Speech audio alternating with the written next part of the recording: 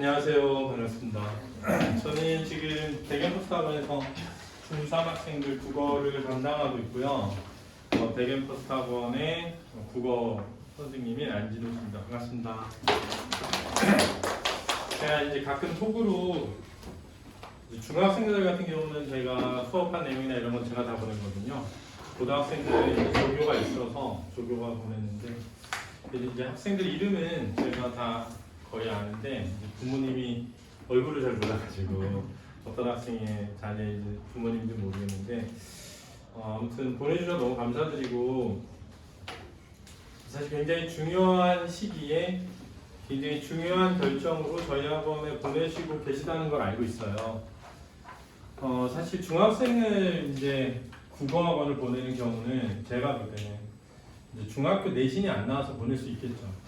그런 게 있고 또 하나는 이게 국어가 되게 어렵다고 하는데 이제 고등학교 가서 하기에는 좀 너무 늦을 수 있으니까 좀 미리 시켜서 좋은 결과를 만들고 싶어서 보내는 경우도 있는 것 같아요.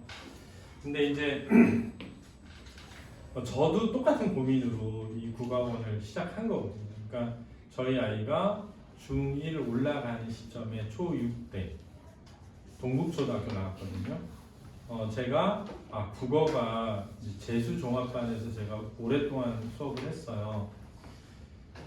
그래서 재수종합반에서 제가 그러니까 2004년도쯤에 시작을 했으니까 거의 한 20년을 했는데 이제 재수종합반에서 재수를 하는 아이들이 평균적으로 제일 성적이 많이 오르는 과목이 수학입니다. 수학. 그 다음이 탐구고요. 그 다음이 영어고, 그 다음이 국어예요. 근데 국어가 1.7% 정도 올라간다고 보거든요. 그러니까 등급 변화가 어려울 정도로 국어가 진짜 많이 안 오르는 과목이어서 이제 그런 얘기를 해요. 뭐냐면 수학을 잘하려면 머리가 좋아야 되고, 영어를 잘하려면 할아버지가 잘 살아야 되고, 국어를 잘하려면은 시간이 많이 필요하다. 그러니까 어릴 때부터 해도 이런 얘기를 하거든요. 저희가 이제 재수종합반 선생님들이. 그래서 제가 처음에 이제 생각한 거는 중학생을 대상으로 하는 수능 국어를 하는 학원이 있는지를 찾아본 거예요. 근데 그때 제가 강남 메가스터디 학원에 있었거든요. 근데 그때 이제 제가 출강하던 학원에서 중학생을 대상으로 수능 국어를 한 학원이 두 군데가 있었어요. 하나가 시대인이었고요. 그 다음에 하나가 김영준 국어학원이었어요. 김영준 국어학원. 그래서 김영준 국어학원의 부원장이 저랑 같이 수업하는 선생님이고 시대인재의 이제 총괄 이사가 저랑 같이 수업하는 영어 선생님이었어요. 고창영 선생님이라고 그분이 지금 서바이벌 모의고사라고 시대인재 컨텐츠거든요. 이게 한 달에 80만 원이에요. 현금으로만 받습니다. 시대인재에서. 그래서 재수종합반 학원들이 그 시대인재 컨텐츠를 300개씩 사요. 애들은 적어도 300개씩 파니까.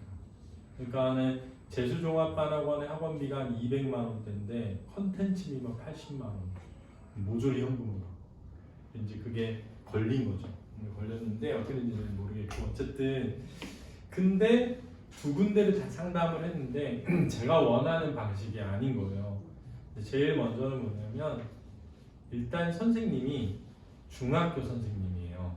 저는 고등학생을 가르치는 선생님이 이제 가르쳤으면 했는데 수능을 잘 몰라요. 수능을 모르는 중학교 선생님이 모의고사를 풀고 모의고사 해설식 수업을 하는 게 다였어요. 제가 원하는 방식은 그게 아니었거든요. 그 다음에 이제 두 번째로 중요한 건 뭐냐면 제가 생각했던 것은 이게 모의고사를 해설하는 거는 어차피 해설서를 보면 되거든요. 근데 대부분의 국어 학원들이 잘못하는 수업 중에 하나가 해설식 수업을 많이 해요. 우리가 이제 궁금한 건 어떻게 하면 국어를 잘할까지 이 문제의 답이 왜 몇 번인지가 아니거든요. 이게 좀 달라요. 이제 수학은 이 문제의 답이 왜 이건지를 알려면 수학을 잘해야 돼요. 근데 국어는 그냥 이 문제의 답이 왜 이건지는 이해할 수 있지만 다음에 이런 문제를 어떻게 푸는지 모를 수가 있어요. 그래서 이런 얘기 하잖아요. 우리 애가 공부하는 방법을 모르는 것 같습니다는 무조건 국어예요. 수학에서 공부하는 방법을 모른다는 건 말이 안 돼요. 그러니까 예를 들어서요, 저희 학원의 수학생들이 다 굉장히 잘 나가는 선생님들이에요. 근데 이거를 어떻게 이해하셔야 되냐면, 수학을 이 지역에서 되게 잘 가르치는 선생님이에요. 제가 이제 소개를 받아서 재종반에 소개를 했어요. 그러면 이제 그 시강을 하죠. 시강을 했는데 바로 떨어졌어요. 이 지역에서 되게 잘 가르쳐서 갔는데 바로 떨어졌어요. 그러니까 높은 수준에서 보면 이런 식의 수업은 안 돼가 있어요. 근데 그 선생님이 인기 많아요. 그러니까 제가 수학을 진짜 재종반에서 잘하는 선생님을 다 모셔왔거든요. 그런다고 해서 애들이 그 선생님 너무 좋아요 안 해요. 왜냐하면 수학은 획평균화가 돼 있어요. 그래서 누구든 수학 자체를 잘 가르치는 것은 어렵지 않을 수 있어요. 근데 이제 뭐의 차이가 있냐면, 수능은 시간이랑 연계되어 있어서 시간 안에 이걸 풀려면 어느 실력이 되어 있는지 있어야 되는지를 아는 거랑 모르는 거의 차이거든요. 근데 수학은 해설식 수업이에요, 사실은. 이 문제를 풀려면 어떤 개념이 필요하고 그 개념을 이해하려면 그 개념을 이렇게 적용해서 이렇게 풀면 돼를 하면 그게 잘 되면 수학을 잘하게 돼요. 근데 국어는 모의고사 해설식 수업을 아무리 해도 성적이 오르는데 한계가 있어요. 그러니까 해설식 수업을 하면 안 된다는 거죠. 그래서 이제 그 두 가지 기준 때문에 제가 저희 아이를 강남에 있는 학원에 보내질 못했어요. 저희 아이는 갑자기 초등학교 때 클라리넷을 해서 이제 예원 중학교를 갔거든요. 근데 선화예중하고 예원 중학교 중에 예원 중을 가면 음악을 하고 선화예중을 가면 하지 마라 이랬어요. 근데 이제 저희 아이가 이화경영 콩쿠르에서 초등부 전체 1등을 해서 선화는 입학 자격증이 주어지고 3년 장학생이었어요. 근데 예원은 그런 게 없었거든요. 그래서 예원은 시험을 봐야 되는데 본인이 하고 싶다 그래서 초등학생 6학년이 공부가 하기 싫은 거죠.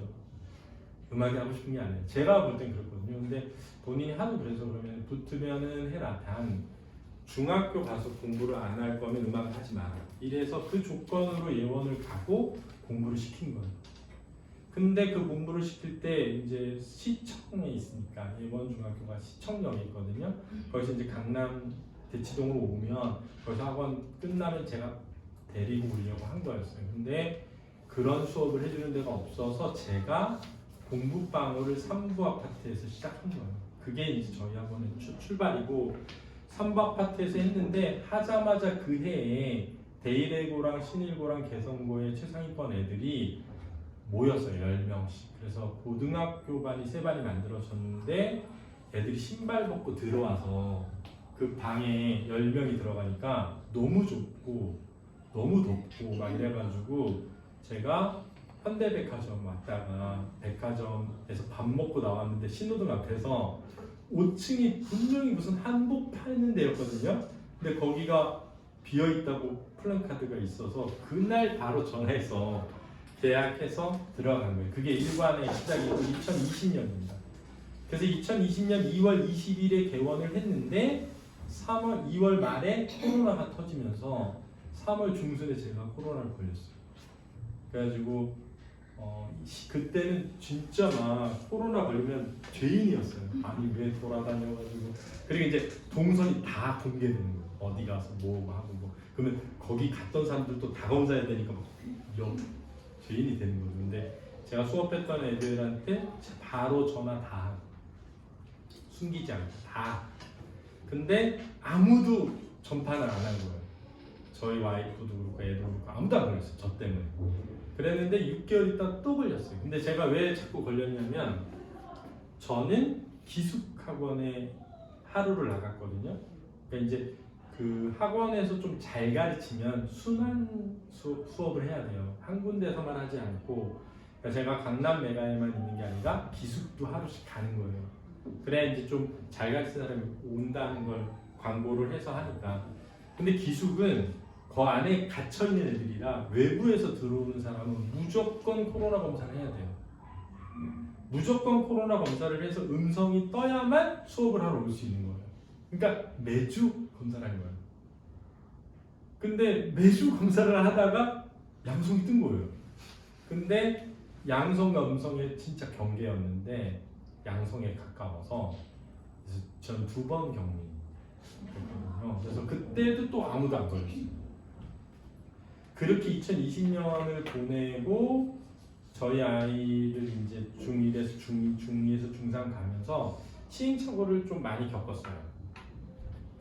처음에 제가 생각한 것과 아이들의 수준이 다르고 처음에 의도한 목적을 애들이 달성하기 어려운 경우도 많았거든요.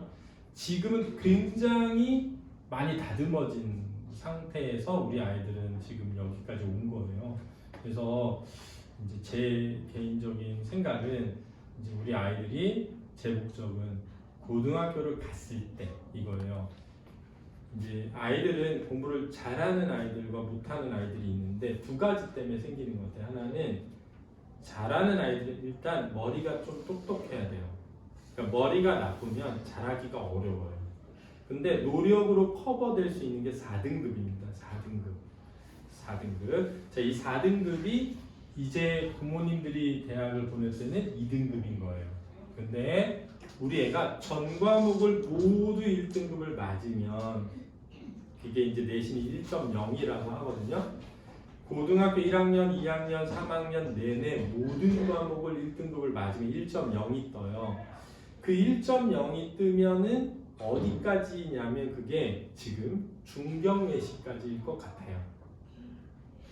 우리 아이들 때는. 왜냐면 일단 중요한 게 뭐냐면 1등급의 컷이 지금은 4%지만 10%가 된 것도 있고요. 또 하나는 사탐, 과탐은 A, B, C, D로 평가하라고 지금 나왔거든요. 그러니까 사과탐이 빠져요. 또. 1학년 공사, 공과 빼고요. 그렇게 되면 사실은 1등급, 2등급, 3등급, 4등급, 5등급으로 나누는 과목 수도 적고 그 다음에 1등급 폭이 넓어서 올 1.0이 서울대에 쓴 애부터 중경외시 쓴 애까지가 다 1.0일 가능성이 높다는 겁니다. 그러면 우리 아이가 만약에 4등급이다 그러면 2등급 정도라고 생각하시면 되는데 2등급이면 중경외시 밑으로부터 해서 경기권까지를 다 똑같은 점수라고 생각하면 될 것 같아요. 그러면 이제 예를 들어 서울대 쓴 애나 중앙대 쓴 애나 내신은 같잖아요. 그럼 거기서 변별을 해야 되잖아요. 근데 그 변별은 무조건 2가지. 수능 최저 등급하고 면접으로 하게 되어 있어요. 이걸 잘 이해해야 되는데 자, 수능 최저 등급 얘기를 잠깐만 해보면 이런 겁니다. 지금 고등학교 1학년 애들 내신이 많이 변화할 거예요. 왜 변화하냐면 우리 아이들, 지금 중3 아이들이 고등학교 갈 때는 내신 시험 자체가 좀 변해야 돼요. 서술형이 많이 확대돼야 되거든요. 근데 바로 할 수가 없으니까 지금 1학년부터 이걸 적용할 거라는 거예요. 그래서 이런 식으로 내면 애들이 항의가 많다. 그걸 이제 고쳐가서 이제 3학년부터는 할 거거든요. 마찬가지로 대학에서는 이런 거예요. 지금 중3 애들이 올 때는 중경외시까지 서울대까지가 다 내신이 1.0이라면 얘들을 어떻게 구별하지? 그래서 고대에서 어떻게 했냐면 논술 전형이에요. 논술은 논술로 뽑는 거잖아요. 근데 최저를 4합 5 이렇게 정한 거예요. 그러면 다들 뭐라고 하냐면 수능으로 가지 그러면 이걸 논술로 왜 가? 이럴 수 있잖아요. 근데 이런 거예요. 논술 전형은 애들이 많이 모여요. 내가 좀 성적이 안 돼도 논술 전형이니까 논술 잘 쓰면 붙을 수 있잖아요. 그러니까 대수가 많아요. 경쟁률이. 그럼 그 많은 애 중 4, 5가 몇 명일까? 이거죠. 그러면 4, 5로 했을 때 4, 5인 애들이 다 딴 데를 갈 수 있죠. 그럼 고대가 4, 5 하면 다 뺏기겠구나. 그러면 4합 6으로 하든 예를 들면 3합 4로 하든 바꿔야 되는 거예요. 그걸 올해부터 해보겠다는 거예요. 올해 해보고 내년에 해보고 그 다음에 해봐서 진짜 지금 중3 애들이 들어올 때 완벽한 어떤 컷을 만들어 가지고 상위권 애들이 고대에 오게 하겠다 이거죠. 이해되시죠? 지금 고등학교에서 또 뭐가 있냐면 우리 애가 이제 이런 거예요.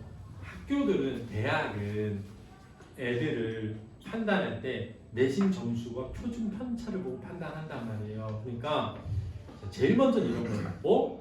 이 과목은 외고가 아니면 들을 수 없는 과목이에요. 그럼 얘는 외고구나. 그럼 이제 모집단이 300명이 넘어요. 그러면 서울 안에 있는 외고인 거예요. 그럼 서울 안에 있는 외고 애들의 그 전 점수대가 있으니 서울 안에 있는 외고 애들 중에 4등급 이내 애들은 다른 일반고의 1등급하고 비슷해. 그러면은 걔네들은 4등급이어도 1등급이라고 쳐서 뽑았단 말이에요, 지금. 그리고 예를 들면 외대국어에서 뭐 SC 수업 이런 게 있어요. 뭐 소크라테스 무슨 수업 이렇게 있어요, 이름이. 그러면 그런 수업은 그런 학교만 있잖아요. 그러니까 딱 보면 아 이거 그 학교다 하고 뽑을 수 있게 되는 거예요. 그러면 5등급도 뽑아. 왜? 5등급도 잘하니까. 그다음 그런 애는 표준 편차가 이렇게 모여 있죠. 밑으로 갈수록 퍼져요.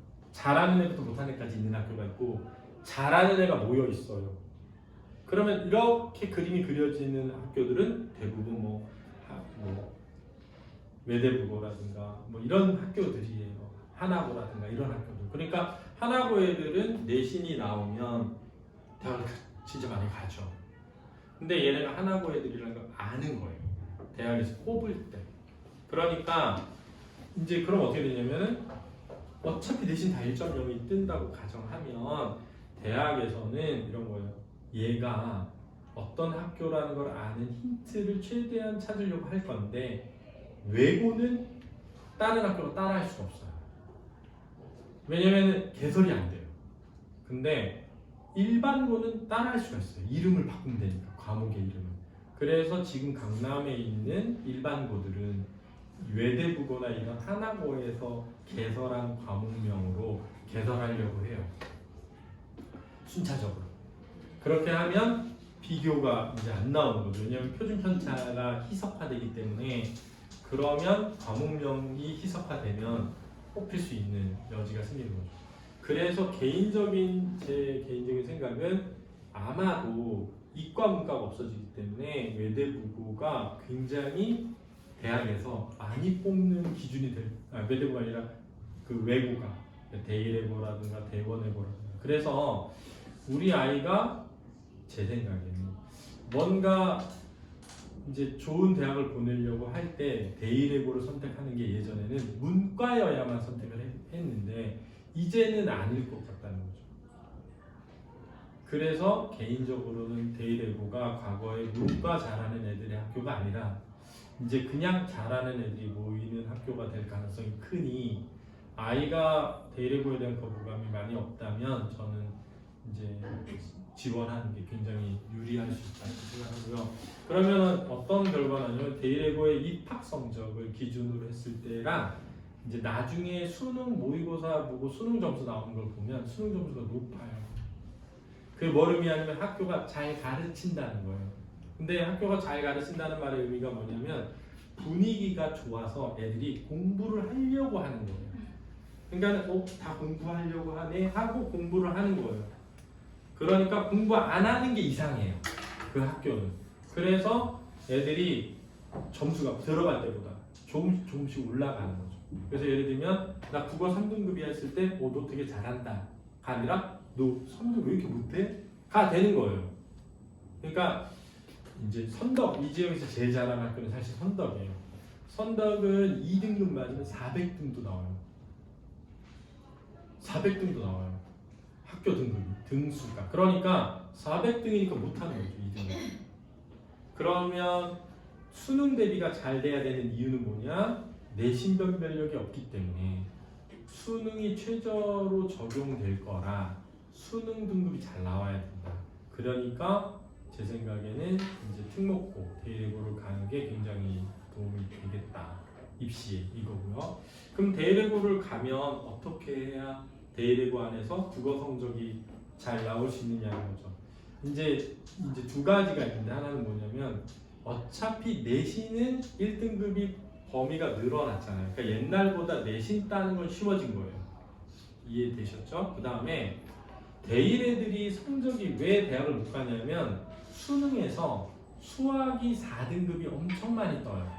그럼 왜 수학 4등급이 많이 나오냐면 대일외고 간 애들 중에 대부분이 수학을 싫어하는데 공부를 다른 거 잘하는 애들이 많고 일단 두 번째는 뭐냐면 수학 공부를 할 시간이 많이 안 나온다는 거예요. 왜 안 나오냐면 제2 외국어의 단위수가 높아요. 높은 단위수의 것을 점수가 안 나와 버리면 이제 내신이 안 나오잖아요. 근데 이제 이 얘네들부터는 제2외국어 1등급도 이제 인원수가 10%니까 많아졌잖아요. 자, 제2외국어를 생각해보면 전체 300명 중에 4%가 아니라 뭐 90명, 70명 이렇게 되거든요. 90명 중에 4% 이러면 엄청 적기 때문에 엄청 어려운 거예요. 근데 이제 10%잖아요. 그러니까 약간 어쨌든 조금은 여유가 생겼어요. 근데 이제 제가 가르친 애들 중에 제2외국어에 대해서 물어보면 미리 할 필요가 없다가 대부분이에요. 왜? 어렵지 않다는 거예요. 제2외국어가. 근데 왜 제2외국어의 시간을 뺏겨서 그러느냐라고 하면 내신이 안 나오느냐라고 하면 수학을 못하기 때문이라는 거예요. 그래서 뭐라고 하냐면 대부분 대일외국어로 올 거면 제2외국어를 미리 하지 말고 수학을 많이 해서 와야 상위권이 된다는 거예요. 수학이 잘 돼 있어야 수학하는데 시간을 안 들이고도 제2외국어를 해서 점수가 나온다는 거예요. 제2외국어는 어느 정도만 해도 점수가 나오는데 수학이 어느 정도에서는 안 나오는 거예요. 그러니까는 대일외국어를 들어가려면 수학을 잘한 채우는 게 좋다는 거죠. 그래서 저희가 이번에 멘토링을 하고 있는 학생이 대일외고인데 미적분을 선택했어요. 이과 수학을. 그래서 1등급이 나왔어요. 서울대 경영을 갔거든요. 그 진짜 현명한 선택을 한 거죠. 수학을. 근데 얘가 수학을 중학교 때는 못했어요. 이게 중요해요. 중학교 3학년 때부터 공부를 해서 올린 거예요. 근데 얘가 제가 볼 때는 잘할 수 있었던 이유의 가장 큰 건 뭐냐면 기본적으로 머리가 나쁘지 않았는데 계획형 인간이에요. 미리 계획을 다 짜고 하는 애예요. 그러니까 학습 플래너를 잘 짜요. 그래서 내신을 7바퀴를 돌려서 내신을 보는 애예요. 그러면 이걸 이제 가르쳐야 되잖아요. 그러면 저희가 지금 고등학교 내신들이 하는데 이제 백지에 이렇게 이름을 써서 줘요. 우리 중학생 애들도 줄 거예요. 다 준 다음에 2장씩 준 다음에 이제 첫 수업했을 거 아니에요? 이제 계약해서 그러면 이제 이번 주말에는 없고 다음 주말에 이번 주말에 수업이 있잖아요. 오면 제가 종이를 나눠준 다음에 자소를 다 사게 한 다음에 자습서에 내신 범위라고 예상되는 것을 자습서는 다 설명이 써 있잖아요. 형광펜으로 그냥 읽어라. 무슨 말인지 몰라도 읽고 문제를 다 푸는데 자습서에 풀지 말고 백지에다가 번호랑 답만 쫙 쓰는 거예요. 그런 다음에 채점을 해요. 그런 다음에 틀린 문제는 자습서에 V자 표시를 하게 해요. 그럼 이게 뭐냐면 나 이 문제 예전에 틀렸어요. 그럼 해설지를 봤는데 이해가 되면 V자 위에다 삼각형을 만들고 이해가 안 되면 학원에서 반드시 스마트 질문을 해요. 그래서 이해가 되면 삼각형을 만들어요. 그리고 그 다음 주는 평가 문제를 똑같이 풀어와요. 그럼 그 다음 주에 제가 학원에서 문제집을 나눠줘요. 그럼 그 다음 주에 다시 자습서를 푸는데 그때는 범위가 이제 나와 있어요. 학교 내신 범위가. 그럼 자습서에 풀 때 틀렸었던 문제는 반드시 맞아야 되는 거예요. 그 다음 주는 평가 문제로 풀게 해요. 그럼 그 다음 주에 뭐 하냐면 교과서 단권화를 시키거든요. 그러면 보세요. 자습서 한번 풀었죠, 평가 문제 풀었죠, 학원 문제 풀었죠, 자습서 풀었죠, 평가 문제 풀었죠, 단권화하면서 6바퀴를 돌리는 거예요. 그러면 직전 보강에 와서 제가 준 문제를 풀면 7바퀴를 돌려서 문제를 푸는 거죠. 그럼 얘네들이 고등학교 가면 내신 대비는 수업 들어가서 첫 수업 듣자마자부터 해야 되는구나. 가 생겨야 돼요. 그래서 처음에 자습서는 설명이 다 돼 있으니까 자습서를 한번 쫙 돌리면 문제는 좀 많이 틀려도 예습이 돼요. 예습을 하고 학교 수업을 들어야 되는 거예요. 엄마 아직 수업도 안 나갔어. 이렇게 되면 안 되는 거예요. 그럼 고등학교에서 내신이 안 나옵니다. 그래서 이제 저희가 이제 예를 들면 사대부중 같은 경우는 예를 들어서 중간고사는 안 보고 기말만 보기도 하고 기말은 안 보고 중간고사만 보기도 하고 이래요. 3학년도 국어는 수학은 다 보는데 뭐 국어는 퐁당퐁당 보기도 해요. 그러면 이제 보통은 4개 단원으로 돼 있어요. 중학교 교과서는 4단원으로 돼 있어서 1학기 때 2단원, 2학기 때 2단원 이렇게 봐요. 그러면은 1학기 때 중간고사에 2단원, 기말고사에 2단원 이렇게 보거든요. 그러면 예를 들어서 1, 3단원 나가기도 하고 1, 2단원 나가기도 하죠. 그러면 중간을 안 보고 기말만 보면 4개 단원을 다 보는 학교도 있지만 그 중에 2개만 보는 학교도 있잖아요. 이해되시죠? 그러면 애들은 단순하기 때문에 시험 보는 것만 공부해요. 근데 고등학교를 가보면 안 그래요. 다 중요해요. 다 했어야 되는 거예요. 그러니까 이거죠. 너네가 중간고사를 국어를 보건 안 보건 공부는 해야 된다. 그래서 숙제는 다 해오게 합니다. 다만 2번째 돌릴 때는 안 하게 해요. 그러니까 우리 학교가 중간고사 국어를 안 봐요. 근데 제가 너 1, 3단원 풀어와 하면 연습장에만 풀어요. 근데 선생님 저희 국어 안 보는데요. 그러면 3주차부터는 다른 과목만 하라고 하는 거예요. 근데 국어가 한 번은 돼 있는 거죠. 근데 나중에 기말에 보는데 그때 1단원이 들어갈 수 있잖아요.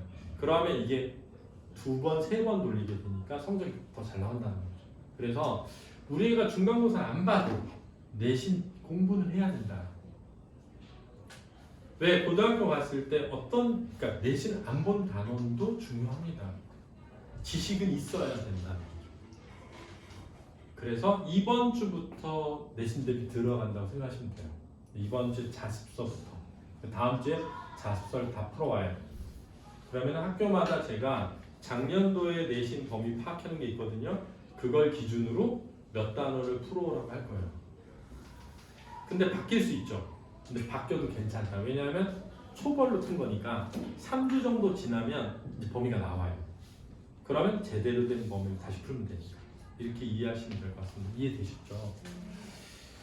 그렇게 해서 내신이 어쨌든 고등학교 가서 10% 이내 들어가는 게 되게 중요해졌다. 그리고 수능 체제를 맞춰야 된다. 그럼 수능 대비가 되는 학교는 어디냐? 대일외고는 일단 된다. 그럼 그 다음 어디냐? 선덕. 선덕이 대일보다 더 잘 됩니다.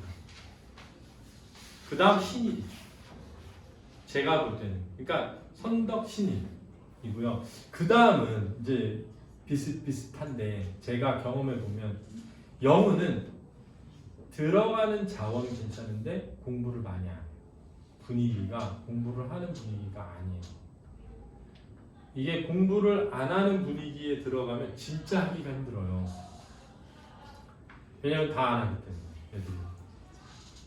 뭘 벌써부터 해 이렇게 돼요. 내신은 뭐 벌써부터 공부해 이렇게 돼요. 그러니까 내신 공부와 수능 공부가 분리되어 있지 않거든요. 그러니까 내신을 7바퀴 돌리고 내신 보내랑 2바퀴 돌리고 보내면 다르죠. 그럼 내신을 내가 뭐 3주 전부터 한다고 해서 그 전에 수능 대비 열심히 하겠습니까? 안 되는 거예요. 어차피 안 됩니다. 저희가 영훈인데 영훈이 범위가 작아요. 이제 여기서 범위가 제일 많은 학교가 어디니? 그러면은 개성고예요. 시험 범위가 제일 많은 학교. 프린트도 엄청 많이 나고 거기도 작품도 엄청 많고. 그 다음 대일외고. 그 둘이 비슷해요. 근데 개성은 해마다 좀 바뀌어요. 그러니까 담당 선생님에 따라 가지고 범위 양이 달라져요. 근데 대일은 해마다 똑같아요. 왜냐하면 교과서도 나가고 부교재도 나가는데 부교재를 수업을 안 나가고 내신 범위에 포함시켜요. 그 양이 엄청 많죠. 다 해놔야 되니까 내신을 하려면. 그래서 그 2개 학교가 제일 많고 적은 학교가 어디냐? 용문고 하고 영문고. 여긴 범위가 작아요. 범위가 작은 편이죠. 그러니까는 사실은 이런 거예요. 이제 제가 내신 대비를 할 때 저는 원칙이 내 국어 수업을 들은 애들은 한 명만 있어도 내가 내신 대비를 한다. 다만 한 명이니까 내가 자세히 못 해주니까 너가 이렇게 해도 괜찮으면 여기서 듣고 아니면 학교 근처에 있는 학원으로 가라 이렇게 말해줘요.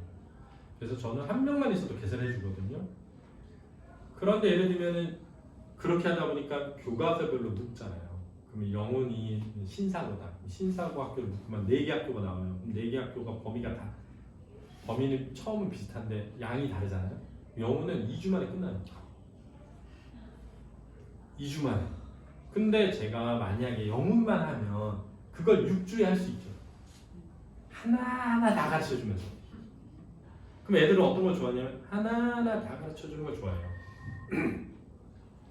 그러니까 결국은 스스로 공부하는 애들이 우리 학원에 좀 많이 남아요. 그러니까 우리 학원에 좀 잘하는 애들만 남고 잘 못하는 애들은 나가게 되는 거예요. 떠먹여주질 않으니까. 이렇게 되거든요. 근데 일단은 영훈하고 용문이 범위는 작다. 그러다 보니까 공부할 양이 적잖아요. 그러다 보니까 공부를 많이 안 하죠.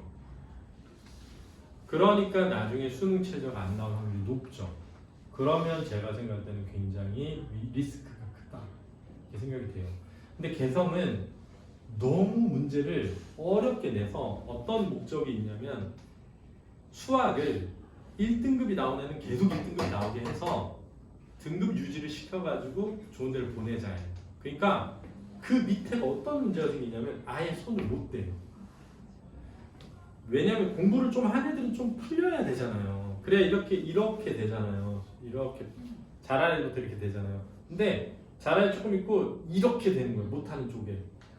그러니까 거기서 뭐냐면 대부분 찍어서 맞추는 거예요. 실력 상관없이.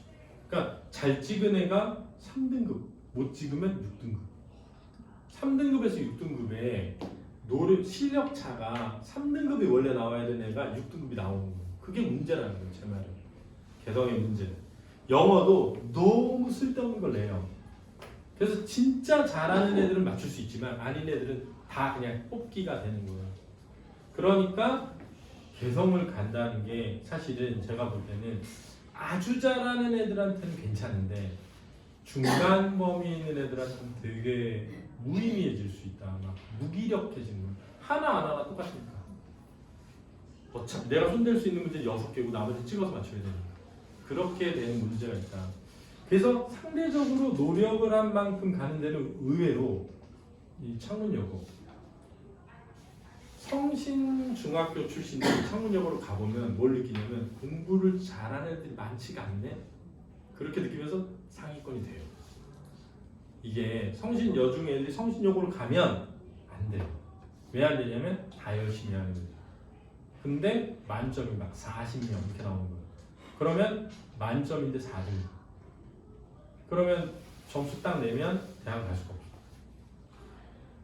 한성여고, 성신여고의 문제는 뭐냐? 모집단이 적은데 공부를 열심히 하는 애들이 많아서 만점자가 많이 나오다 보니까 등급이 안 나오는 거예요. 등급이 10%인데 만약에 만점 맞은 애가 15%예요? 다 2등급인 거예요. 그러면 우리 자녀 때는 생각해보세요. 홍대부고가 이번에 1학년이 90명이에요. 그래서 신일고 떨어졌다? 홍대부고, 고대부고 막 다 끌려가는 거예요. 왜냐면은 홍대부고는 한 학년이 90명이에요. 그냥. 그러니까 지금 없어지는 거죠. 잘못하면. 그러면 9명만 10%가 1등급이니까 9명만 1등급인 거예요. 홍대부고에서. 그러면은 300명이면 30명이 1등급이잖아요. 그러니까는 이게 성신여고가 이게 애들이 학년으로 올라갈수록 줄어요. 왜냐면 등급이 안 나니까 딴 데 가버리는 거예요. 전학률이 높죠. 그러니까 창문은 많아요. 그 창문은 펜싱부도 있고 해서 아예 공부를 안 하는 바닥권이 있어요. 그래서 웬만하면 저 밑바닥은 안 가요. 아예 그냥 성적 상관없는 애들이 있으니까. 그런 데가 이제 뭐 사대부고 이제 뭐 럭비 하는 애들이 이렇게 있는. 그래서 근데 럭비부에서 서울대랑 연대를 가니까 이제 그런 학교들이 있거든요. 그러니까 여기서는 제가 볼 때는 창문여고가 여학생이다. 그러면 개인적으로 대의대고 아니면 창문여고가 괜찮다고 생각합니다. 저는.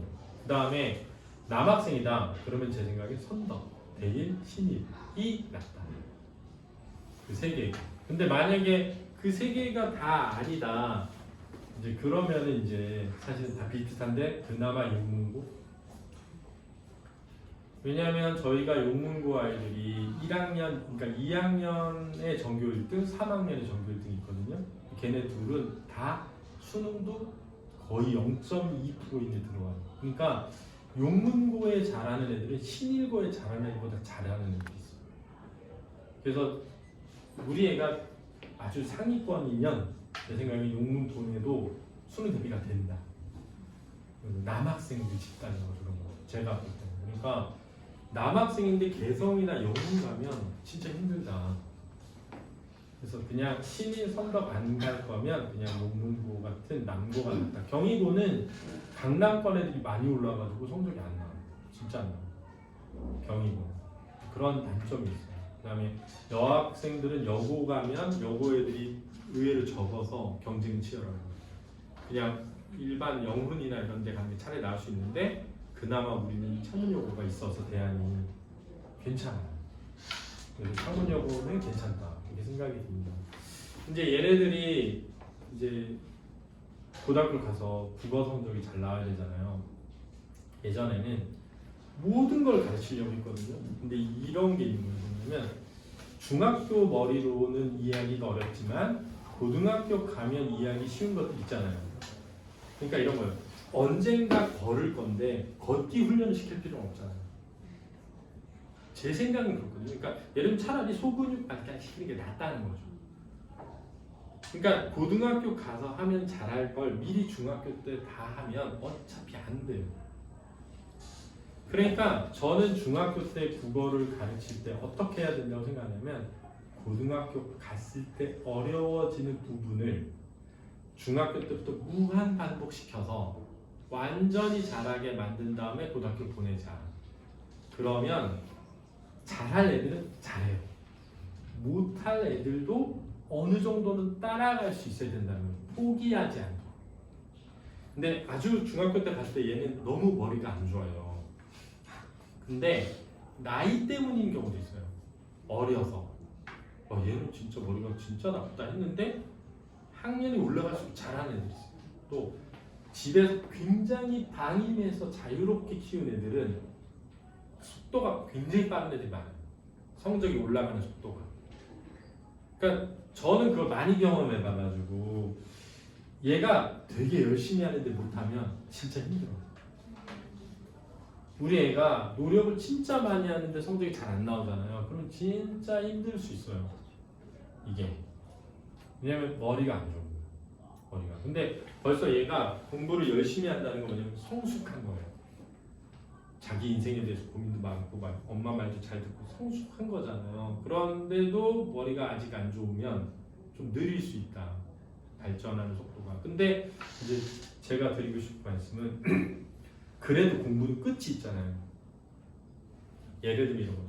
해야 될 양이 끝이 있다는 건 모르냐면 내가 고등학교 1학년 때는 머리가 좀 안 좋아가지고 애들보다 많이 못해도 잘하는 애들이 더 할 게 있고 더 할 게 있고 더 할 게 있는 게 아니잖아요. 특히 우리 중3 애들은 많이 빠졌어요. 수학에서. 그러니까 범위가 정해진 범위가 작죠.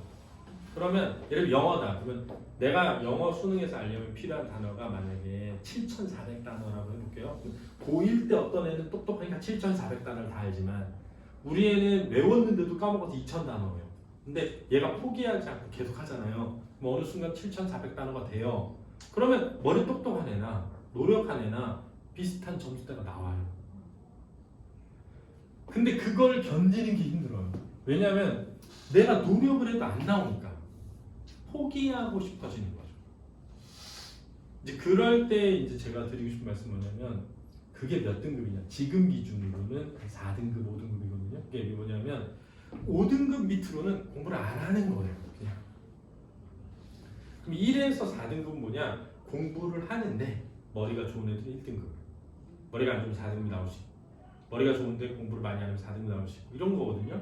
그러니까 우리 애가 진짜 열심히 하는데 4등급이에요. 그럼 뭐가 중요하냐면 괜찮다는 거예요. 그럼 뭐가 괜찮다가 필요하냐면 이거예요. 4등급이면 지금 기준으로 약 25% 바깥이잖아요. 30% 정도 돼요. 그러면은 10명 중에 3등이면 4등급인 거예요. 그럼 이제 어머니들이 10명이 모였어요. 여기서 내가 3등을 했어요. 그럼 잘한 거죠. 엄마 10명 중에 좋은 엄마 뽑았더니 내가 3등이야. 잘하는 거죠. 그게 4등급이에요. 이걸 어머니들이 아셔야 돼요. 그러니까 딱 4등급을 받아왔다. 그러면 우리 아이들로 따지면 2등급, 3등급이거든요. 그러면 이렇게 해야 되는 거죠. 잘했다. 이 정도면 잘한 거다. 너가 30%, 상위 30%면 10명 중 3등이 한 거니까 잘했다. 근데 너가 원하는 데를 가려면 10% 안에 들어가야 될 거다. 이렇게 알려주는 게 중요한 거예요. 그러니까 애들이 내가 공부를 못한다는 생각보다는 잘하지만 더 잘해야 가는 거구나를 알게 해주면 돼요. 그러면 애들이 포기를 안 한단 말이에요. 근데 너는 학교 왜 다니니? 이렇게 되면 그러면은 어머니들 예를 들면 집에 조리도구 많은데 자녀가 음식 딱 먹어보고 엄마 이거 조리도구 왜 샀어? 이런 거랑 똑같잖아요. 엄마 보니까 내가 보니까 엄마 10명 중에 한 4등 할 것 같은데 그럼 5등급이야. 똑같다는 거예요. 그러니까 절대 그렇게 하지 마라. 잘했는데 너가 원하는 대학과 과를 가려면 어느 정도가 나와야 된다는 걸 알고 있어야 된다는 거죠. 이게 제가 생각할 때는 되게 중요하다. 그리고 그럼 국어에서 어려워지는 부분이 뭐냐? 첫 번째는 뭐냐면 문법이에요. 근데 문법이 왜 어렵냐면 이런 거예요. 잘 생각해보면 이미 우리는 문법을 다 알고 사용하고 있어요. 문법적으로 틀리게 사용하는 게 하나도 없어요. 애들 다 맞게 사용하고 있거든요. 근데 애들이 문법을 어떻게 이해하냐면 제가 볼 때는 어떤 규칙을 암기하는 것이라고 생각을 해요. 그게 아니고 내가 이미 사용하고 있는 말에 담겨있는 문법적인 의미를 내가 이해해서 찾는 거예요. 이게 굉장히 중요하거든요. 제가 어떻게 이 아이들을 가르치면서 알게 됐냐면 이런 거예요. 잘 생각해보면 문법을 가르친 다음에 문제를 풀어봐서 맞추면 얘가 문법을 안다고 생각할 수 있죠. 근데 시간이 지나면 틀려요. 오늘 가르쳐주고 시험을 보면 맞추는데 다음 주에 풀면 또 틀려요. 왜 그럴까? 이거죠. 지금은 그게 그런 거구나 이해하고 풀었었는데 그게 장기 기억화 되질 않아요. 그래서 이제 그 다음 뭐라 했냐면 주관식 서술형 시험을 막 봤어요. 주관식 서술형 시험을 보면 어느 정도 외우겠지? 서술형 시험을 봐요. 근데 또 똑같아져. 그래서 백지 시험을 봤어요. 이제 아예 진짜 처음부터 끝까지 다 쓰게. 백지 시험도 다 통과해요. 또 틀려요. 그래가지고 그 다음에는 어떻게 했냐면 발표 수업 시킨 거야. 나와서 네가 찾아봐. 매주 2명씩 돌아가면서. 그랬더니 이제 애들이 이거를 개념적으로 이해해가지고 할 수가 없잖아요. 완전히 시험을 통과하기 위해서 외우는 게 아니라 내가 어떤 문장에서 주어를 찾기 위해서 공부를 해야 되는 거죠. 과거 시제 선어머러미를 외워서 과거 시제 선어머러미를 쓰는 게 아니라 저 문장에 과거 시제 선어머러미가 쓰였는지를 찾으려면 과거 시제 선어머러미를 알고 있어야 되잖아요. 그리고 그걸 어떻게 찾는지도 알아야 되는 거죠. 그러니까 문법을 정말 잘하려면 암기를 많이 시키는 것보다는 스스로 완전히 이해해서 문장에서 그 문법 요소를 다 찾게 만들면 되는 거예요. 근데 그걸 어떻게 하면 잘하게 하지? 라고 생각해서 제가 만든 방법이 있고 그 방법을 배운 애들은 너무 신기해하면서 잘해요. 그러니까 얘네들이 어떤 일이 있냐면 문법을 못하는 애들을 무시해요. 저 뭐 멍청한 것들. 근데 이 방법은 저만 알고 있는 방법이어서 이 방법으로 누군가가 가르친다면 다 제 방법을 베낀 거예요. 우리나라에 지금 저처럼 하는 방법을 하는 선생님은 없어요. 아직까지는 없거든요. 근데 이게 꾸준히 해야만 유지가 돼요. 그래서 매주 하는 거예요. 매주 할 때도 보면 어떤 애들은 자기 발표하기 전에를 자꾸 물어요.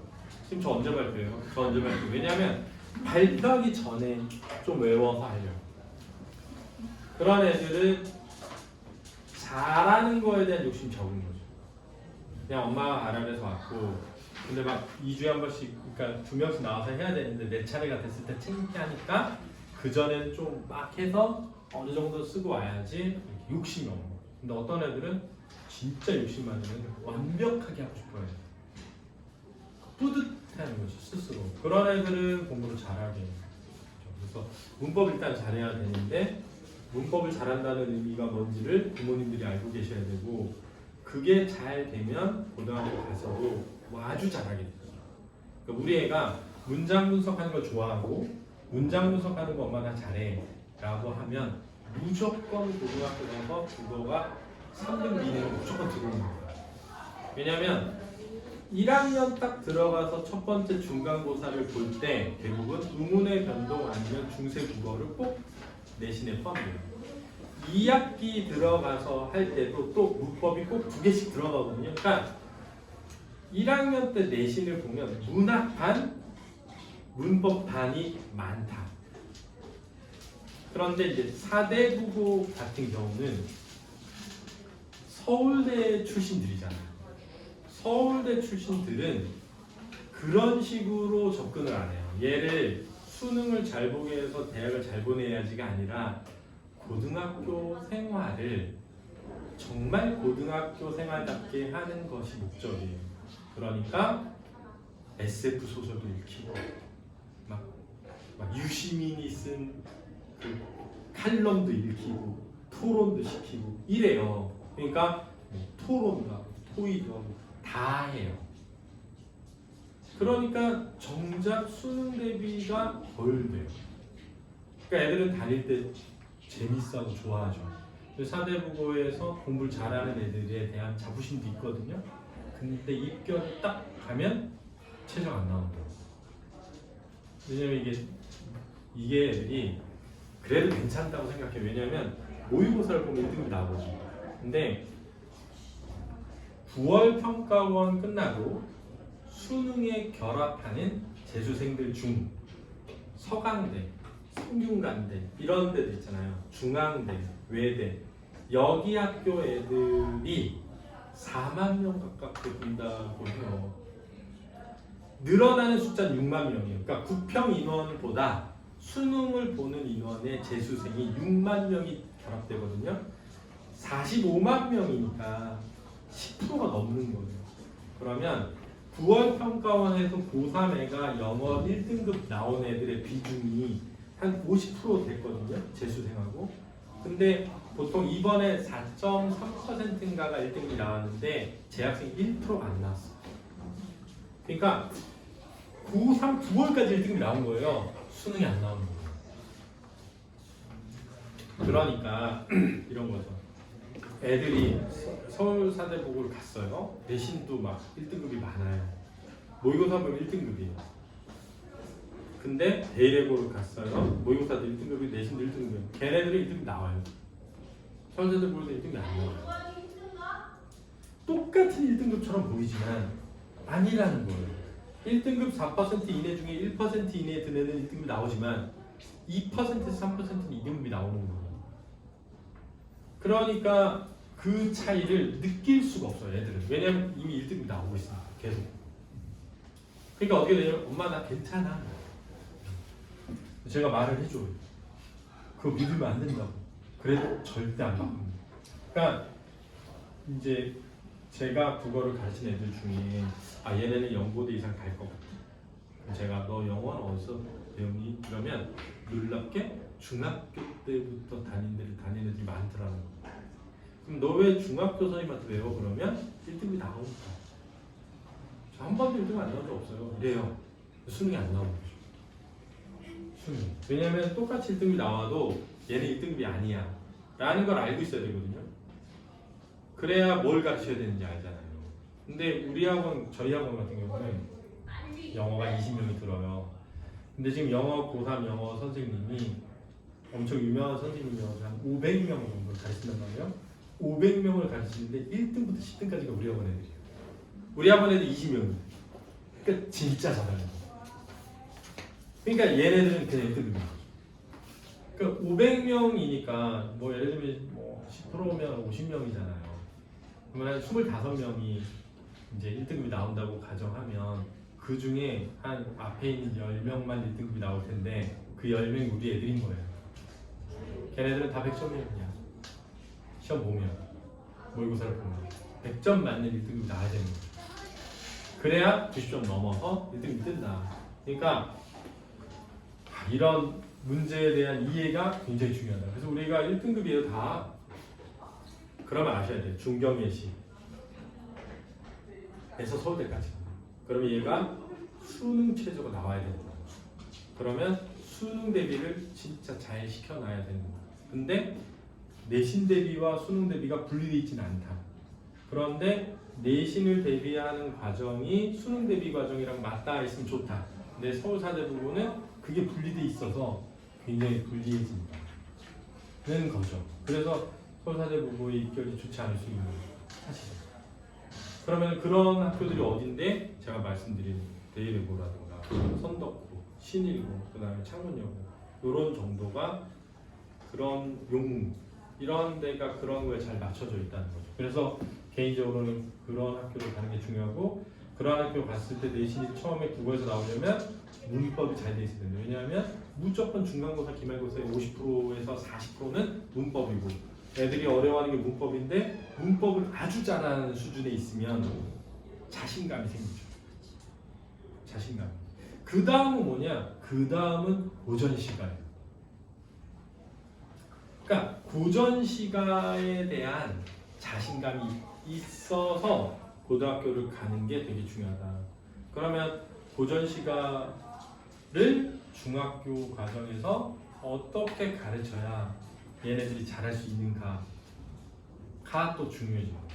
근데 고전시가가 시간 투자가 많이 돼야 되는 거예요. 수업을 할 때. 수업을 할 때 시간 투자가 많이 들어가거든요. 그러니까 이거를 진짜 현명하게 수업을 짜지 않으면 하루 종일 고전 시간만 하서 끝나야 돼요. 다른 걸 못하지. 그러니까 해야 될 양은 많고 시간이 많이 녹아 들어가니까 애들이 스스로 하게끔 어떤 시스템을 만들어 놔야 되는 거죠. 그래서 저희는 이제 저는 어떻게 하냐면 영상을 다 녹화해 놓고 애들한테 수업 시간이 아니고 영상을 보고 공부를 해오게 시켜요. 그리고 시험을 보는 거예요. 백지 시험. 그래서 어머니들 좀 자료에 보면 고전 시간 해석 시험 본 것들 있거든요. 그래서 못 쓰거나 틀린 부분 제가 빨간색 다 쳐요. 그 다음에 거기 다시 써오게 시켜가지고 통과시키거든요. 그러니까 보시면 고전 시간에 제가 크게 동그라미 쳐놓고 95점 이러면 통과 80점까지 거의 통과해요. 그래서 아마 첫 번째 파트에는 문법하고 어휘일 거예요. 거기 써있는 게. 그리고 이제 두 번째 파트에 고전 시가가 있을 거고 세 번째 파트에 가면은 모의고사 분석지가 있거든요. 그럼 이제 네 번째 파트에 뭐가 들어가냐면 제가 아까 말씀드린 내신 대비가 들어가요. 그러면 종이를 주고 풀어와라. 그럼 그거 끼워놔라 한 다음에 이제 학원에서 모의 문제를 주고 풀어오면 그거 끼워넣고 그럼 마지막에 뭐가 들어가냐면 학교 시험지 끼워넣고 그 다음에 그 시험지에 대한 분석지 끼워넣을 거예요. 그러면 1학년 끝났을 때 제가 어머니한테 중3 끝날 때 드릴 거예요. 그럼 어머니들이 1년 동안 얘가 뭘 했는지 알 수 있죠. 그러면 거기 보면 중간고사 시험지도 껴있고 채점도 돼 있고 점수도 나와 있고 왜냐하면 애들이 안 보여주기도 해요. 시험지를 잃어버렸다는 둥 뭐 누가 채점한다고 가져갔는데 잃어버렸다 이렇게 말해요. 절대 안 되는 일이죠. 자기 시험지를 분석을 해봐야 되잖아요. 그러니까 이게 뭐가 중요하냐면 제가 틀릴 수는 있어요. 제가 애들한테 그러거든요. 공부를 했는데 틀릴 수는 있거든요. 근데 이걸 왜 틀렸는지는 알아야 되잖아요. 야, 이 문제는 자습서에 있었어. 아, 근데 내가 이거를 똑바로 안 봤구나. 그럼 다음번에 자습서를 똑바로 봐야지. 이게 돼야 점수가 올라가죠. 그러려면 시험지가 다 모아져야 돼요. 그래서 저희가 이 파일을 만든 이유는 애들이 공부한 걸 버리지 않고 다 모으게 하는 것과 동시에 시험지를 버리지 않고 모으게 하려고 하는 거예요. 그래서 분석지를 쓰게 시킬 거예요. 그러면 100점 맞은 애는 쓸 게 없죠. 난 잘한다 이렇게 쓰고 틀린 것만 오답 정리를 시킬 거거든요. 그리고 거기다가 다음에 어떻게 해야 이 문제를 맞을 수 있나. 난 도저히 이런 문제 못 푼다도 있을 수 있죠. 그럼 이제 제가 그럴 거예요. 다른 학교에 이 문제를 맞은 애는 어떻게 맞았는지 물어봐라. 그랬는데 만약에 나 딴 학원 다녔는데 딴 학원에서 가르쳐줬으면 그 학원 가라. 차라리. 그렇게 해야 되는 거죠. 그래서 이렇게 한다고 생각하시면 될 것 같습니다. 이제 두 가지 말씀드렸거든요. 근데 수업은 이제 문법하고 어휘를 먼저 하고요. 그다음에 문학하고 독서를 번갈아가면서 하고요. 그다음에 이제 독서 도서라고 해서 책 읽기 활동하는 거 있거든요. 이걸 하고 제가 중요하게 생각하는 게 뭐냐면 이제 말하기예요. 이게 왜 중요하냐면 국어를 잘하려면 말을 잘해야 돼요. 그러니까 우리 애가 말을 잘 안 하는 애들이 있어요. 특히 변성기 거치면서. 그래서 국어를 못해요. 남자애들이 왜 여자애보다 국어를 못하느냐? 변성기 때 자기 목소리가 싫어서 말을 안 하기 시작해요. 말을 안 하잖아요. 국어를 못하게 되는 거예요. 그러니까 저희가 이번에 애들 녹화 다 해서 보내드렸잖아요. 아마 결석한 애들 빼고는 다 보내드렸거든요. 잘한 애들 거를 제가 모아놨어요. 유튜브에 링크 해놨거든요. 제가 싹 보내드릴 거예요. 근데 비교하지 마시고 그냥 이 수준까지는 가야 돼요. 우리 애가 결국. 근데 제가 그래요. 5분을 주고 외워온 다음에 절대 못 보게 하거든요. 이 서머리 한 번 보지 못하게 한단 말이에요. 나와가지고 하라고 시키면 중간에 딱 멈춰서 못하는 애들이 있어요. 그러면 5분 동안 서 있어야 돼요. 그럼 땀을 막 흘리면서 하면서 막 말해요. 또 멈췄다가 하면서 말하거든요. 그 모든 과정이 국어 공부라는 걸 이해하셔야 돼요. 너 왜 이렇게 못해? 이러면 안 되고 생각해보세요. 말하기를 어디서 해봤겠어요? 그리고 그 내용이 다 어렵거든요. 들어보시면 아시잖아요. 내용이 어려운 내용이에요. 근데 어떤 부모님들은 와 우리 애는 그래도 참 조리 있게 말한다고 느끼잖아요. 그거 잘할 거예요. 궁극적으로 제가 아이들을 가르쳐보면 말하기를 잘하는 애들이 국어를 잘해요. 그러면 문법이 어려우니까 문법 잘하면 국어 잘하고 고전시가가 격차가 크니까 고전시가 잘하면 국어 잘하고 말하기를 잘하면 국어 잘한다. 말하기를 언제 시키지? 그래서 교재마다 한 권 끝날 때 비문학 지문 5개 중에 자기가 하나를 고르게 해요. 그 다음에 그 하나를 완벽히 이해해서 나와서 말하기 시켜요. 애들은 암기해서 하는 애들이 있어요. 그럼 애들한테 뭐냐면 그건 말하기가 아니고 읽기다. 막 다다다다다다 안 들려요. 근데 진짜 말하기를 하는 애들이 있어요. 설명을 해주면서 뭐에 대해서 이렇게 설명하듯이. 그러면 걔는 그걸 잘하는 애예요. 그러니까 이게 필요한 거죠. 그래서 학원에서 저희 학원에서 지금 중학생 애들 대상으로 국어를 하는 건 정말 필요하다고 생각되는 것만 하고 있다. 빠지지 않고 다 넣어서. 그러니까 근데 우리 애가 공부를 잘할 수 있는 애가 그러니까 머리가 좀 아직 덜 깨었거나 나이가 어려서 또는 공부를 많이 안 하려고 하는 애거나 그래서 좀 약간 욕심이 없고 그래서 공부를 못한다면 고등학교 가서도 못할 수 있지만 그게 내가 볼 때는 4등급 정도 나올 것 같아요. 그러면 못하는 게 아니다. 잘하는 거지만 더 잘해야 된다. 이게 어머니들은 2, 3등급입니다. 그러면 1등급이 나올 수도 있고 2등급이 나올 수도 있고 3등급이 나올 수도 있거든요. 근데 4등급, 5등급 나오면 못하는 거예요. 그냥 딴 길을 찾는 게 나을 수도 있어요. 그러면 이렇게 말하기를 막 시키면 나중에는 잘할 수 있다는 거죠. 그러니까 이 연습이 꼭 필요하고 4번 발표를 할 텐데 그 4번 다 보셔요. 한번 우리 애가 얼마나 발전해 가는지. 그래서 마지막에 잘 말하기가 되면 돼요. 마지막에. 그리고 이제 가사를 지금 2개 했거든요. 이번 교재 2개예요. 그러니까 한 번에 2개씩 나갈 거예요. 그러면 8개잖아요. 그러면 고등학교에 나올 수 있는 모든 가사는 다 된 거예요. 고전 시간. 그 8개를 완전히 외워놓고 가면 무조건 시조는 쉬워요. 가사가 어렵지 시조는 쉽거든요. 그러면 고등학교 가면 시조가 나와요. 처음에 2학기 때 가사가 나와요. 관동별곡, 뭐 면항정고. 홍대국어 이번에 규원가 나왔거든요. 규원가 우리가 한단 말이에요. 그러니까 나 이거 했는데 선생님 저 규원가 했는데 이번에 뭐지 선덕인지 신일인지 무슨 반편성범사 시험 보러 갔는데 거기에 가사가 나왔다는 거예요. 근데 자기가 한 개 나와가지고 다 맞았다는 거예요. 그러니까 그렇게 되면 되는 거예요.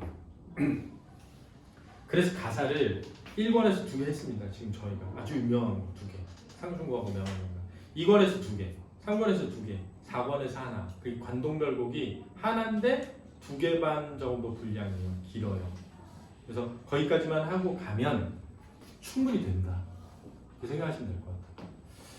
이제 그 다음 얘기인데 저희 학원이 지금 이제 2월 달이 240명이었어요. 3월 달이 260명.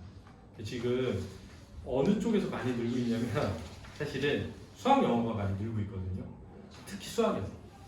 근데 그게 결과가 나오기 시작하면서 늘어나고 있어요. 근데 이제 저는 이제 제가 장담컨대 이제 우리 아이들이 특목 자사고를 가서 좋은 대학을 가려면 수학을 잘해야 돼요. 지금 제가 볼 때는.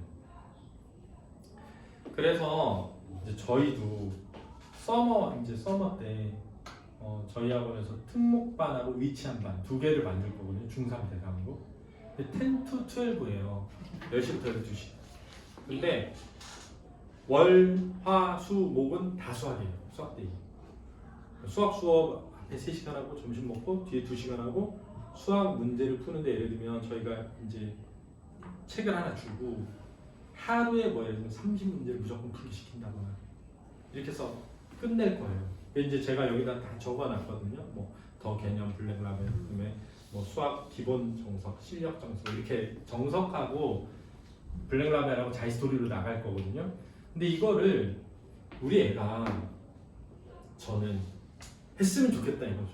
왜냐하면 아침에 10시부터 저희가 여기 위에 초심에 그 사장님하고 얘기를 해놨어요. 그래서 10시 이후로 못 하잖아요. 그래서 학원에서 수업은 여기서 듣고 자습은 초심에 가서. 근데 이제 비용 문제만 해결하면 되거든요. 지금 그렇게 되면 텐트 투입을 할 거예요. 그럼 얘네들이 중3 애들이 7월 15일부터 8월 15일까지 할 거거든요. 근데 원래 저희가 여름방학이 있는데 여름휴가를 제가 안 가려고요. 그냥 시키려고 하는데 7월 15일부터 첫 주는 아직 방학을 안 했어요. 그때는 수업만 하고 자습이 없어요. 근데 수업만 하고 자습이 없는 상황에서 수업을 나가면 문제 풀 시간을 꼭 만들어줘야 돼요. 그래서 시간표를 짤 때 수학 수업하고 그 다음 주는 와서 자습하면서 그 문제를 다 풀고 수학 수업하고 문제 풀고 그 다음에 예를 들면 영어 하고 주말에 영어, 국어 이렇게 있는 거거든요. 그래서 서머를 작년에는 국영수 다 들어야 했거든요. 이번에 그냥 수학만 들으면 돼요. 영어랑 과학이랑 국어는 선택이에요. 그냥. 대신 시험을 보고 들어오는 거예요. 그래서 이 수업을 들을 수 있어야 되니까. 그래서 제가 여기다 자세히 어느 정도의 수업이 돼야 되는지랑 교재를 다 정해놨거든요. 그러니까 보시면 알아요. 요거를 할 수 있으면은 되게끔 이렇게 된 거고 이제 교재만 중요한 게 아니고 저희가 특목반은 대일외고 면접 대비하고 자소서 첨삭을 넣었어요.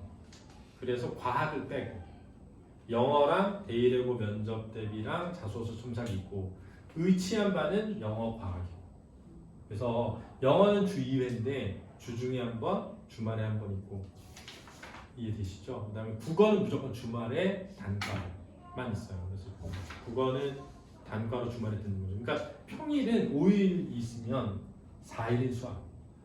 하루는 영어하고 과학하는 반은 의치한 반. 영어하고 자소서 첨삭 및 면접 대비는 특목 대리고 반. 이렇게 생각하면 되셔요. 심플하게 얘기하면. 그러면 주말에 뭐 하느냐? 국어 단과 있고 영어가 이틀 해야 되니까 영어가 하나 또 있는 거죠. 이해되시죠? 그리고 이제 아침에 3주는 10 to 12이다. 여름방학은 이때 여름방학 때 가족여행 가는 애들은 가도 되고 안 가는 애들은 제가 불러다가 텐트 투입을 시키려고 한다. 제가 안 가고 이렇게 생각해서 10명씩 20명을 모집할 예정이고, 걔네들이 2학기 들어가면 수학을 한 반으로 몰아가지고 수학을 좀 많이 시켜가지고 수학을 완전 잘하는 수준까지 만들어서 윈터를 딱 들어가려고 그러거든요. 윈터도 작년에는 국영수를 다 깔았거든요. 윈터도 영수는 주말에, 평일은 다 수학. 그래서 수학을 엄청 많이 시키려고 해요. 근데 수학의 범위가 줄었기 때문에 엄청 양으로 막 때려 넣으면 정점에 딱 갈 수 있거든요. 정점에 딱 가서 고등학교를 가면 다른 건 그때 가서 해도 돼요. 진짜로. 국어에서 고전식하고 문법 잘하고 가면 되고, 수학은 다 잘한다고 가요. 전체를 잘하게 된다. 그래서 힘들어도 하루 종일 붙들고 계속 시켜서 수학을 잘하게 만들자. 그러면 이 수업을 따라갈 수 있을 정도만 만들어 놓고 보내주시면 제가 생각할 때는 좀 미친 듯이 시켜서 수학을 좀 잘하게 만들고, 그러면 고등학교 가서 저는 이게 충분히 대학을 갈 수 있는 애들이 될 거라고 보거든요. 그래서 그거를, 그 다음에 이제 마지막으로 중요한 건 이런 거 같아요. 좋은 애들이 다녀야 돼요. 그래서 좋은 애들은 공부를 잘하는 애들이기도 한데, 뭐라 해야 되죠? 성향? 화장 안 하고 막 짧은 치마 안 입고 꾸미는 거 좀 안 하고, 근데 그게 좀 어려워요. 그러니까는 그렇게 하려면 학원의 분위기라는 게 만들어져야 되거든요. 근데 다행히 저희 학원이 좀 그런 분위기가 많이 있어요. 그래서 저는 가능성은 충분히 있다고 생각하거든요. 그러니까 아직 저희 학원에 수학 영어를 안 보내시는 어머니들 많을 것 같은데, 잘 읽어보시면 제가 다 자세히 써놨거든요. 그래서 지금은 저기 대치동에서도 영재고 과거반 거의 없어졌어요. 왜냐면 영재고 과거 애들이 의대를 못 가기 때문에. 그래서 다 의찬반이에요, 그냥. 그러니까 쓸데없는 거를 할 필요가 없게 된 거예요. 이제 수능 대비 위주로 해서 하면 의대 많이 가게 생겼어요. 이제 무조건 제가 생각할 때는 500명 늘 거예요. 2000명까지 안 늘어요. 최소 500명이면 2배예요 지금에. 그러니까 의대도 가기 쉬워지는 거죠. 지방은 특히 더 그럴 거거든요. 그러니까 제가 생각할 때는 이게, 저는 국어선생님이지만 수학을 이제 이 여름 방학이라는 거를 기점으로 해서 왕창 시켜야겠다.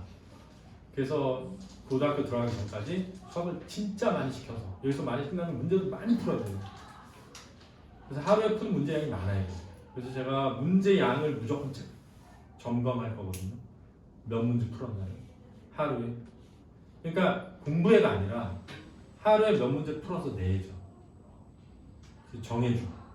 그래서 그 문제를 못 풀면 안 되고, 이렇게 해서 하려고 하니까 많이 기대해 주시고 해주십시오. 그리고 지금 수학, 저희가 이과 중3 수학 이제 의치한 특목반을 개설했어요. 9명 있습니다. 근데 걔네들을 토요일 날 아침 9시부터 밤 10시까지 공부를 시킬 거예요. 수학을. 근데 토요일 날 영어 수업이 있거나 뭐 과학 수업이 있을 수 있잖아요. 그 수업을 뺀 나머지는 계속 나와서 해야 돼요. 근데 수업이 없이.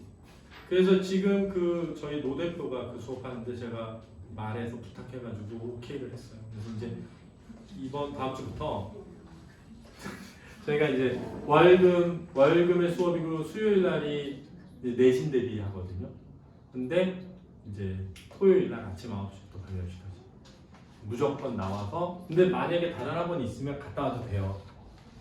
갔다 와도 되거든요. 근데 제가 그랬어요. 그냥 와서 공부해라 아니라 와서 뭘 어떻게 어디까지 풀어야 되는지를 다 정해줘라. 수준이 조금씩 다르면 다 다르게. 그래서 그걸 다 채워서 검사 받고 가게 할 거거든요. 그러면 제가 볼 때는 여름방학 딱 들어갔을 때 그 10명은 확실히 잘하는 특목 위치한 반에서 잘하는 그룹을 형성하면 그 밑에 들어온 10명이 자극을 받고 20명이 가게끔. 이렇게 해서 그 20명이 윈터에 가면 저는 된다고 보거든요. 그러니까 더도 덜도 없이 20명만 학원 내에 국영수를 잘하는 애들이 있으면 학원이 잘 될 거예요.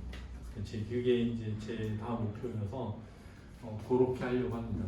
그래서 어머니도 잘 이해해 주시고 제가 영상은 유튜브로 보내드릴 테니까 보시고 혹시 궁금하신 거 있을까요? 지금 국어 수업을 하는 거에 대한 거나 이런 건 어떻게 준비되냐 이런 거 있을까요? 모의고사 잠깐 얘기 드릴까요? 저희가 모의고사를 이제 제 처음 생각은 이거였어요.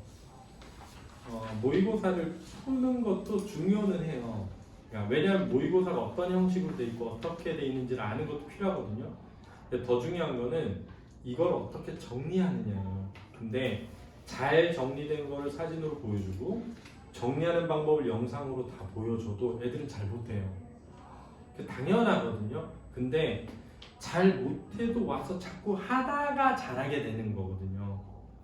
그러니까 완전히 배워서 잘하는 게 중요한 게 아니고 해가면서 자기 실력을 키워가야 되거든요. 그리고 예를 들면 제가 이제 중학생 애들한테 학부 모의고사를 보잖아요. 그러면은 국어 모의고사 시간이 80분이니까 40분을 보는 거예요. 40분을 보고 한 30분 정도에서 40분 정도를 정리하면 되거든요. 그럼 80분이 걸리죠. 그러면 2주에 한 회분이 끝나는 거예요. 그럼 이제 80분이면 1시간 20분이죠. 그래서 수요일 날 5시부터 6시 반까지 이제 그 모의고사 하는 시간을 줬어요. 근데 애들이 저 수요일 날 다른 학원 다녀요. 이런 애들 있잖아요. 그러니까 저는 우리 학원에서 국영수를 다 다녀야 다 수요일 날 5시에서 6시 반까지 국어 클리닉 하고 6시 반에서 7시 반까지 영어 클리닉 하고 7시 반에서 10시까지 수학 클리닉 하면 되거든요. 지금 그렇게 짜놨어요. 근데 안 다닌다고 하는데 제가 그러면 너는 그럼 목요일 날 하라 그럼 내가 목요일 날 해줄게 이게 안 돼요. 왜냐면 저 모든 요일에 다 수업이 있기 때문에. 그래서 수요일 날 안 되면 그냥 해서 와라 이렇게 되는 거죠. 숙제를 해서 와라. 근데 이제 이런 거예요. 수학생이 뭐라 하냐면 애들이 국어 클리닉을 해야 돼서 수학을 못 한다고 한다는 거예요. 그래서 클리닉을 줄여달라. 근데 1시간 20분에 다 할 수 있거든요. 거짓말이다. 이렇게 말해줬어요. 그러면 너가 그거 1시간 20분에 안 되면 문제를 풀어오고 정리만 여기서 하면 되죠. 집에서 숙제를 해요. 그래서 이번 주에 제가 토요일, 일요일 날 애들한테 다 이렇게 말할 거예요. 국어 클리닉은 이제 수요일 날 5시에서 6시 반이고 이 시간이 안 되는 애들은 집에서 숙제를 해서 내기만 해가 되라 분석지를. 그럼 분석지 꽂아놓은 거. 그럼 어머니들이 보시니까 하고 있는지. 그리고 클리닉을 저희가 수요일 클리닉을 시간을 다 조정해놨어요. 그래서 국어가 5시에서 6시 반이고요. 영어가 6시 반에서 7시 반이고요. 그 다음에 7시 반에서 10시가 수학입니다.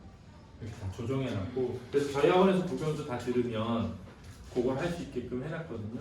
근데 이제 이게 이제 한 가지 안 좋은 점은 과학 수업을 저는 주말에 하기를 원하는데 이 선생님이 주말에 과학 다 시간이 차가지고 주중에 하다 보니까 시간표가 빡치는 거예요 계속. 그래가지고 지금 약간 그런 어려움이 있는데 제가 그 과학생한테 얘기를 잘 해서 이제 내년에는 저희가 주말반으로 좀 뽑을 수 있도록 하려고 하거든요. 우리 애들이 고등학교 갈 때는.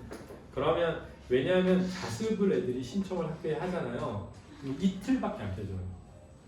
5일 중에 3일은 자습을 해야 자습할 수 있는 공간을 준다는 거예요. 이틀을 뺄 수 있으면 무조건 하루는 수학이 차지해야 돼요. 하루는. 그러면 하루 남잖아요. 그럼 그때 주로 영어 하거나 국어 해야 된단 말이에요. 근데 과학까지 주중에 빼기가 어렵죠. 그러니까 과학을 주말로 넣어야 사실은 시간표가 잘 돌아갈 것 같거든요. 그래서 제가 지금은 저희가 아마 목요일에서 금요일로 옮기는 것 같은데 과학 수업이 이걸 나중에는 주말 수업으로 갈 수 있도록 제가 얘기를 하려고 그러거든요. 그래서 그렇게 이해해 주시면 돼요. 그래서 모의고사 분석지 쓰는 거 어려워해도 그냥 가서 해라. 대충 써라.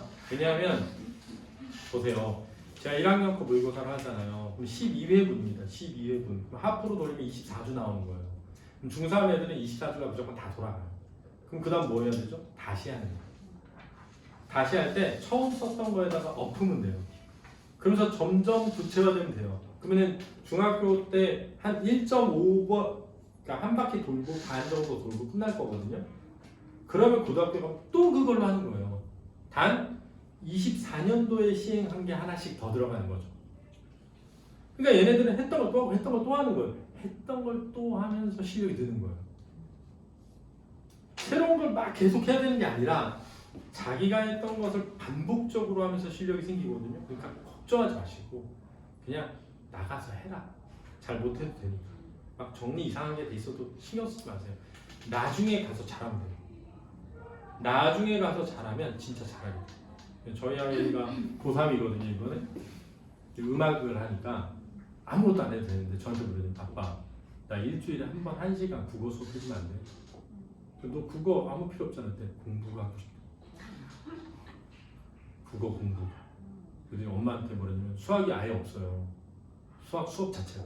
자기 수원을 공부하고 싶은데 예고는 수원을 안 하는데 나 수원 할 수 있어? 그러니까 엄마가 너 할 수 있다. 얘가 중학교 때 전교 1등으로 졸업했거든 수학을. 국어랑 수학을. 엄마가 일주일에 1시간씩 수학 수업 해주기로 했어. 근데 얘가 예고니까 다른 애들은 미친 듯이 막 클라리넷 불고 할 거 아니에요. 근데 얘는 고3에 국어랑 수학을 하겠다는 거예요. 공부를 1시간씩 일주일에 1시간이지만. 왜냐면 자기가 바보 되기 싫어. 점점 바보가 된다고 느껴서. 그러니까 저는 그거가 되게 너무 좋더라고요. 이게 필요 없는데 하겠다는 거. 그러니까 너무 대학이라는 것만이 목적이 아니기 때문에 우리는 저도 그 생각하면서 가르치고 있거든요. 인생을 살아가는데 필요한 게 뭘까? 얘들이 이런 경험이죠. 그러면 왜 제가 수업을 하려고 하느냐? 내가 아침 10시부터 밤 12시까지 공부해도 죽지 않더라. 죽을 만큼 공부해도 죽지는 않더라. 그리고 공부가 해보니까 재미도 있더라. 그리고 생각해보세요. 12시까지 공부하고 가잖아요. 되게 뿌듯해요.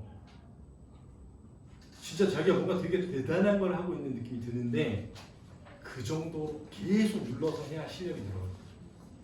근데 실력이 딱 늘면 진짜 쾌감이 와요. 그러면 공부를 하게 돼요. 근데 왜 안 하느냐? 해도 안 되니까.